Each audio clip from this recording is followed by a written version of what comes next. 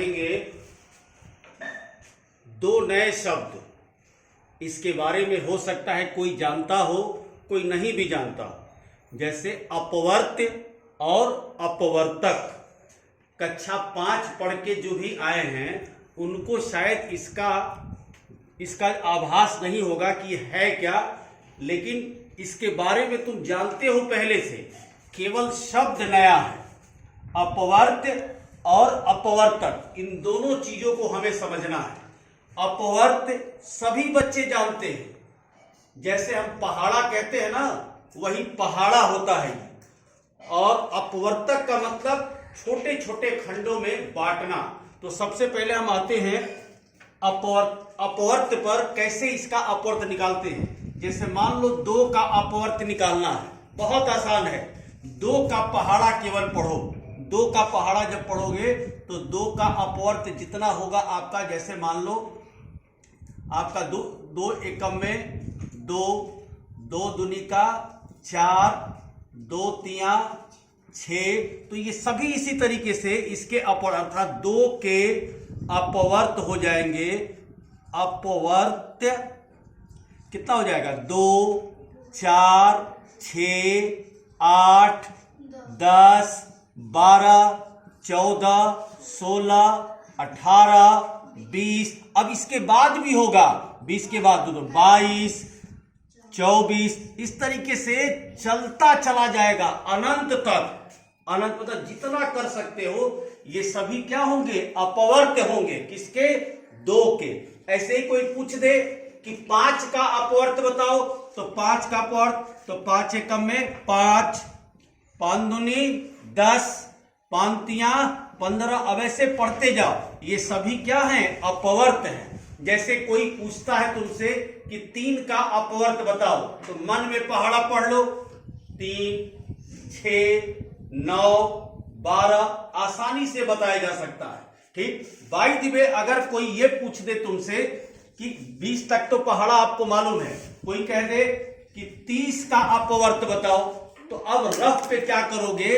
Rough पे ऐसे कि 30 में 1 का गुणा कर लोगे तो 30 हो गया, तो इसका एक अपवर्त्य 30 हो गया। फिर 30 में 2 का गुणा कर लो, 60 आएगा, तो फिर एक 60 हो गया। ऐसे ही क्रम से गुणा करते चले जाओगे और जो जो चीज आएगा वही आपका अपवर्त्य कहलाएगा। समझ में आई बात? जैसे 4 का अपवर्त्य बताना है आपको, 4 का। जितेंद्र बताओ 4 का अपवर्त्य क्या होगा? 4 भी होगा। पहले 4 से शुरू करते हैं, बोलो। 8, 12, 14 नहीं 16, 16 नहीं, याद नहीं है। 4 का पहाड़ा याद होना चाहिए। 4 का 4, 4 दूनी 8, 4 तिया 12, 4 चौका 16, तो क्या आएगा? 20। इसके बाद 24, इसके बाद 28, इसके बाद 32, इसके बाद 36, इसके बाद 40। अब इसके बाद आपको दिक्कत होगी, तो हाँ 4 बढ़ते चले जाएंगे तो ये अपवर्त्य हो जाएगा। समझ में आई बात? अब आते हैं हम अपवर्तक पे, बैठ जाइए। ये आप समझ गए। अभी जैसे हम देंगे आपको कि निम्न का 5 अपवर्त्य लिखो। अब इसमें किसका किसका मैं दे रहा हूं? 5 का, 7 का, 8 का, 9 का, 11 का, 13 का, 14 का, 15 का, 16 का, 17 का और फिर 22 का। इतने का आपको अपवर्त्य लिखना है। अब आते हैं अपवर्तक पे। अपवर्तक भी समझना बड़ा आसान है, छोटे छोटे खंड में करना। जैसे मान लो 8 है, तो हम इसको क्या कर सकते हैं? 2 गुणे 2 गुणे 2 लिखते हैं ना, छोटा छोटा खंड करना। तो अपवर्तक में हमें करना क्या होता है? जैसे मान लो कि 60 का हमें अपवर्त्य करना है, 60 का। तो 60 का खंड जब करना है तो हम कैसे करते हैं? जो पुरानी विधि आपको बताया था, जितना बार दे दो, 2 30 आया, फिर 2 15 आ गया, फिर 2 नहीं जाएगा, तो अब 3 बार जाएगा, 3 5 15, फिर 5, तो इसका खंड कितना हो गया? 2 गुणे 2 गुणे 3 गुणे 5। एक बात ध्यान रखना, अपवर्त में दो चीजें आती हैं, एक तो गुणनखंड, ऐसे देखो, एक आता है गुणनखंड और दूसरा अभाज्य गुणनखंड। तो गुणनखंड का मतलब कि ये जो है किस किस चीज से कट जाता है।